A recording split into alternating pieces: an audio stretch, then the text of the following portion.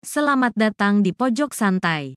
Sebelum Anda mendengarkan audiobook ini, kami menginformasikan bahwa channel ini adalah review audio dari buku yang ada di Indonesia. Untuk membaca keseluruhan buku ini, kami menyarankan membeli buku aslinya di toko buku kesayangan Anda, baik offline maupun online. Keberadaan channel ini dimaksudkan untuk membantu Anda mendapatkan pengetahuan dari buku-buku kesayangan Anda.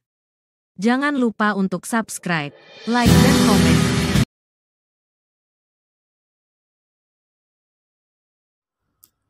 Selamat datang di Pojok Santai, channel khusus yang membahas komik dan novel dengan cara asyik. Wiro Sableng alias pendekar kapak maut Naga Geni 212 tidak pernah menduga bahwa gadis jelita itu yang memerintahkan pelayan penginapan untuk mencarinya. Siapakah gadis jelita itu? Yuk langsung saja disimak video kali ini.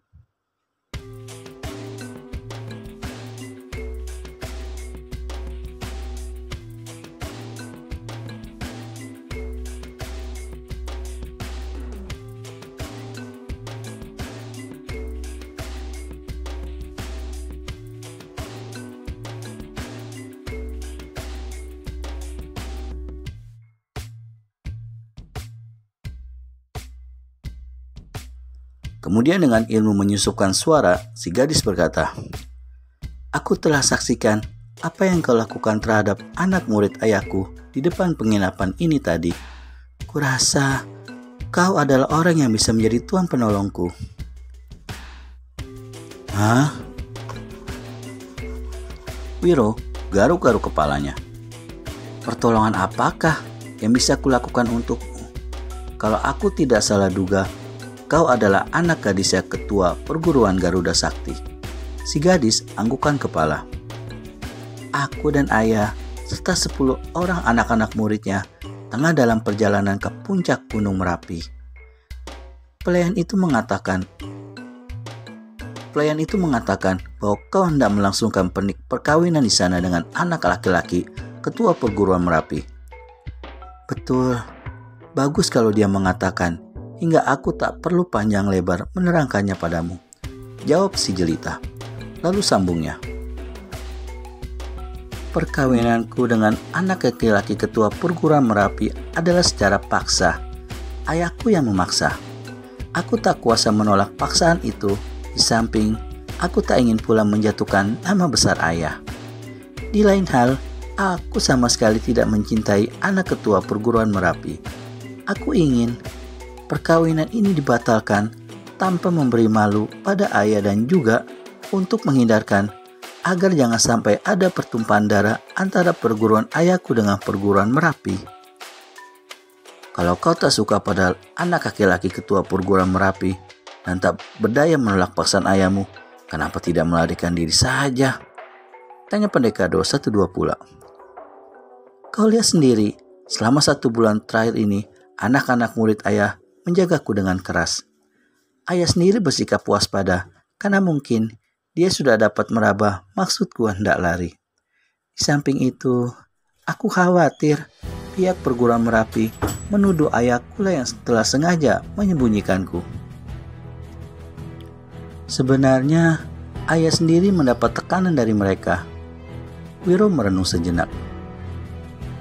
"Apa kau punya kekasih, seorang pemuda yang kau cinta?" tanya Wiro seenaknya. Anak ketua perguruan Garuda Sakti itu kelihatan merah parasnya. Tapi dengan terus terang, dia kemudian anggukan kepala. Parasnya kemudian berubah sedih. Dia berkata, "Kekasihku telah ditangkap, disiksa, dan dikurung di sebuah gua batu.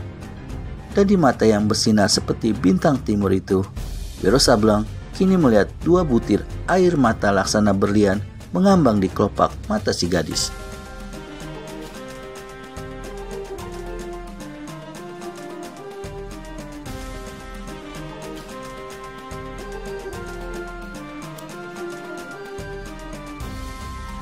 "Lantas, apa yang bisa kutolong padamu, saudari?"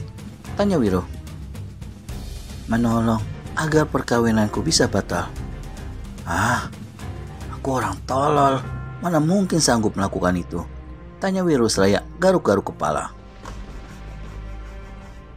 Sekarang bukan saatnya berpura-pura saudara.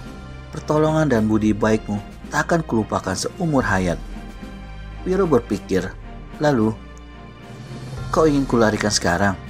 Tanya Wiro mengambil keputusan pendek. Jangan, ketua perguruan Merapi akan salah sangka dan curiga pada ayah. Bukan mustahil, mereka akan mengambil jalan kekerasan. Di samping itu, nama besar ayah akan luntur karena berilmu tinggi, punya anak buah banyak, tapi tak sanggup menjaga anak. Apalagi menjelang hari-hari perkawinan itu. Berabe juga kalau begini, kata Wiro. Dipijit-pijitnya keningnya. Kapan upacara perkawinanmu dilakukan di puncak Merapi? Lusa siang, jam 12 tepat, jawab si gadis. Wiro berpikir-pikir lagi. Baiklah, kata pendekar 212 kemudian. Aku sudah dapat satu cara yang baik untuk membatalkan perkawinanmu. Aku akan muncul tepat pada saat upacara pernikahanmu. Mudah-mudahan kita berhasil. Sebelum kita pergi, apakah aku boleh tahu namamu? Sang Dara belum sempat menjawab. Tiba-tiba, pintu kamar diketuk orang dengan keras dan luar terdengar suara lantang. Permani, buka pintu cepat. Kedua orang di dalam kamar terkejut. Para si gadis pucat pasi. Wiro Sableng memandang berkeliling. Agaknya tak mungkin untuk bersembunyi di kamar itu. Tapi begitu matanya membentur jendela, Wiro segera melompat. Tanpa suara, dibukanya jendela itu, dan dalam detik itu juga dia sudah lenyap di luar sana setelah terlebih dahulu menutupkan daun jendela kembali.